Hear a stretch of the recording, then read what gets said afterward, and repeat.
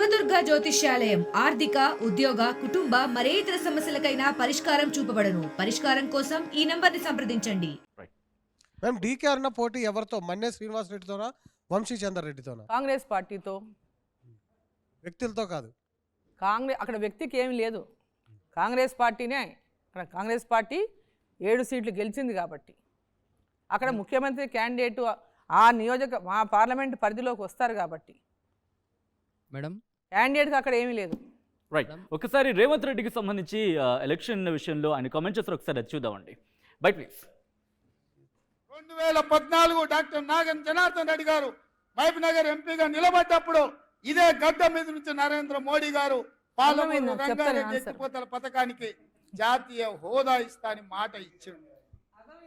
10 ఏళ్ళైనా ఎందుకు మోడీ జాతీయ హోదా ఇవ్వలేదు?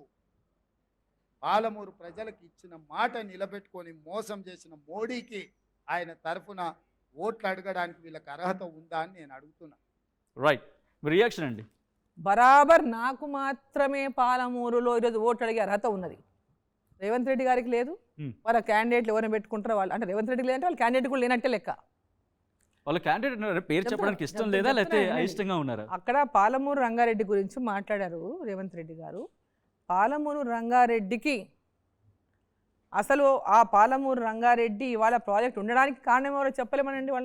వాళ్ళు ఎవరైనా అక్కడ ఉన్న వాళ్ళు కారణమా? డీకే అరుణనే పాలమూరు రంగారెడ్డి ప్రాజెక్టు రావడానికి కారణం ఇవాళ. అయితే పాలమూరు రంగారెడ్డి ఉండేదే కాదు.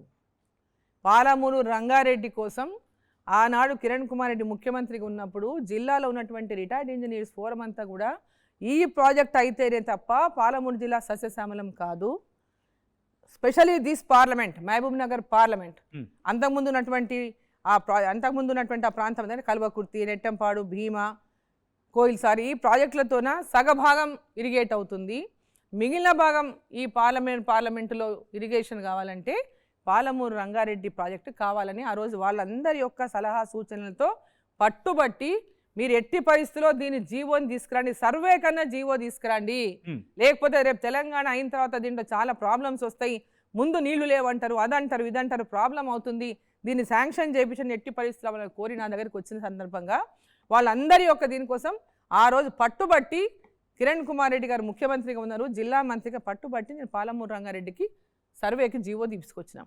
ఈరోజు తెలంగాణ ఎప్పుడైతే ప్రత్యేక తెలంగాణ రాష్ట్రం ఏర్పాటైందో విభజన చట్టంలో మరి వీళ్ళు పాలమూరు రంగారెడ్డికి జాతీయ హోదా కావాలని ఎందుకు పెట్టలేదు? కాంగ్రెస్ పార్టీ ఆ రోజు విభజన చట్టంలో అక్కడ పోలవరం పెట్టినప్పుడు తెలంగాణలో పాలమూరు రంగారెడ్డికి కూడా జాతీయ హోదా కావాలని ఎందుకు పెట్టలేదు అని అడుగుతున్నాను నేను. తప్పు వాళ్ళు చేసి ఢీకరణ మీద మాట్లాడతారు. కొంచెమన్నా ఉండాలి కదండి, వాళ్ళకు ఉండాలి కదా కొంచెమన్నా. రైట్, ఇదే అదొకటి. పాలమూరు ప్రాజెక్టు ఆ రోజు కంప్లీట్ డిజైనే మారిపోయింది. నరేంద్ర మోదీ గారు ఇచ్చినటువంటి హామీ అసలు ఆ ప్రాజెక్టే కాదు ఈరోజు. ఇది ఆ డిపిఆర్లే లేవు. ఆ మన్నో రకరకాల డిపిఆర్లు మార్చిండ్రు, అంచనాలు మార్చిండ్రు, అడ్డగోలుగా మార్చి పడేసిండ్రు. పాలమూరు రంగారెడ్డి ఇప్పుడున్న పాలమూరు రంగారెడ్డి అప్పుడున్న పాలమూరు రంగారెడ్డి ఒకటి కాదు. రైట్, ఫస్ట్ అది తెలుసుకోవాలి వాళ్ళు. రైట్. మేము బీజేపీకి తెలంగాణలో ఎన్ని సీట్లు వస్తాయి? అసలు 10 నుంచి 12 వస్తాయని అనుకుంటున్నాం. మాకు 10 నుంచి 12 స్థానాలు వచ్చేటటువంటి అవకాశం చాలా స్పష్టంగా కనపడతా ఉంది. ఉన్నది తెలంగాణలో 17, మీరు 12 అంటున్నారు, కాంగ్రెస్ 16 అంటుంది, బీఆర్ఎస్ ఏమో 15 అంటుంది. అసలు ఎవరికి వస్తాయి? వాళ్ళు ఎన్నైనా చెప్పుకొని, మా విశ్వాసం మాది కదా, వాళ్ళు 17 వస్తామని చెప్పుకొని మాకేం సంబంధం?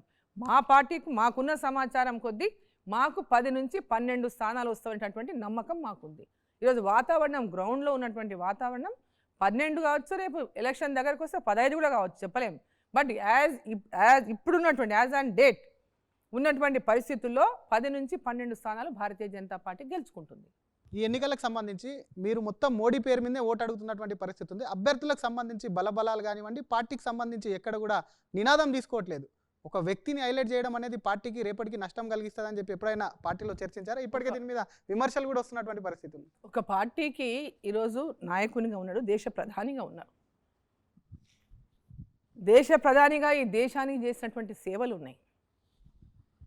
ఈ దేశ ప్రధానిగా భారతదేశంలో ఉన్న ప్రజలకందరికీ కూడా, ప్రతి ప్రాంతానికి కూడా నరేంద్ర మోదీ గారి యొక్క పాలన పైన ప్రతి ఒక్కరికి లబ్ధి పొందినటువంటి వాళ్ళు ఉన్నారు. దేశ భద్రత కానివ్వండి, 370 ఆర్టికల్ కానివ్వండి, 3 తలాక్ విషయంలోనే కానివ్వండి, గ్రామీణ ప్రాంతాల్లో గ్రామ పంచాయతీల దగ్గర నుంచి పట్టణాలే కాదు, హైవేలే కాదు, రైల్వే మార్గాలు కానీ, కొత్త రైళ్లు కానీ, విద్య కానీ, వైద్యం కానీ, ఇట్లా ప్రతి రంగంలో పేదరికం నిర్మూలనే కానీ ప్రతి రంగంలో కూడా వారు చేసినటువంటి అభివృద్ధిని ఇవాళ రైతాంగం గురించే కానీ, ముద్రా లోన్ల కింద మహిళలకే కానీ, ఉజ్వల గ్యాస్ కనెక్షన్లే కానీ, పేదవాళ్లకు ప్రతి ఒక్కరి కుటుంబంలో ఒక్కొక్కరికి 5 కిలోల ఉచిత బియ్యమే కానివ్వండి, కరోనా వ్యాక్సిన్లే కానివ్వండి, ఇట్లా చెప్పుకుంటూ పోతే చాలా లబ్ధి అంటే చాలా అంటే ప్రజల కోసం, పేద ప్రజల కోసం కానీ, ఈ ప్రాంత అభివృద్ధి కోసం కానీ అనేకమైనటువంటి కార్యక్రమాలు నరేంద్ర మోదీ గారు చేసింది. వాళ్ళ దేశవ్యాప్తంగా పేదవాళ్ళకి ఇండ్లు కానివ్వండి.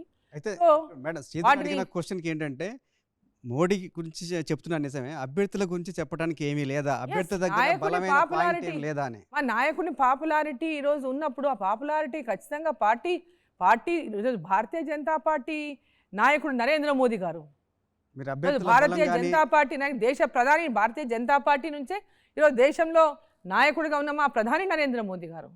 సో ఖచ్చితంగా మా నాయకుని పేరే మేము తీసుకుంటాం కదా.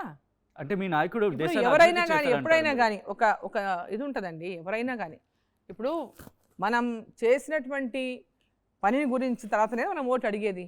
మరి ఇప్పుడు మా ప్రధానమంత్రి చేసింది చెప్పుకొని కదా మేము ఓటు అడగాల. ఈ ప్రాంతంలో పార్లమెంట్ మెంబర్ గెలిస్తే ఏం జరుగుతుందో చెప్పాలి కదా. డీకే అరుణ ఒక సీనియర్ నాయకురాలిగా మీరు చెప్పడానికి మీ వైపు నుంచి ఏమీ లేదా? అది మేము చేసినవి చెప్పుకుంటాము. మేము ఆ ప్రాంతంలో మేము చేసింది మమ్మల్ని ఎంపిక చేసింది అందుకు కదా మా పార్టీ. మా ప్రాంతంలో మేము సేవలు అందించినాం కాబట్టి ప్రజాసేవకులు ఉండాలనే కదా గుర్తించి వాళ్ళు టికెట్లు ఇచ్చిండ్రు. ఇప్పుడు నరేంద్ర మోదీ గారు చేసేటటువంటి ఏ ప్రభుత్వం అయినా చేసేటటువంటి ప్రతి ఫలాన్ని, ప్రతి సహాయాన్ని పేద ప్రజలకు అందించేటటువంటి లక్ష్యంతో పనిచేసినటువంటి నాయకులే గుర్తింపు పొందుతారు. ఇలా నరేంద్ర మోదీ గారికి ఇంత పెద్ద గుర్తింపు ఎందుకు వచ్చింది? ఆ గుర్తింపుతోనే ఇవాళ కింద గుర్తింపున వాళ్ళకి కూడా నరేంద్ర మోదీ గారు భారతీయ జనతా పార్టీ గుర్తింపు ఇచ్చింది. మరిన్ని వీడియోస్ కోసం ఛానల్ ని సబ్స్క్రైబ్ చేయండి, లేటెస్ట్ అప్డేట్స్ కోసం వాట్సాప్ ఛానల్ ని ఫాలో చేయండి, అండ్ లింక్ డిస్క్రిప్షన్ లో ఉంది.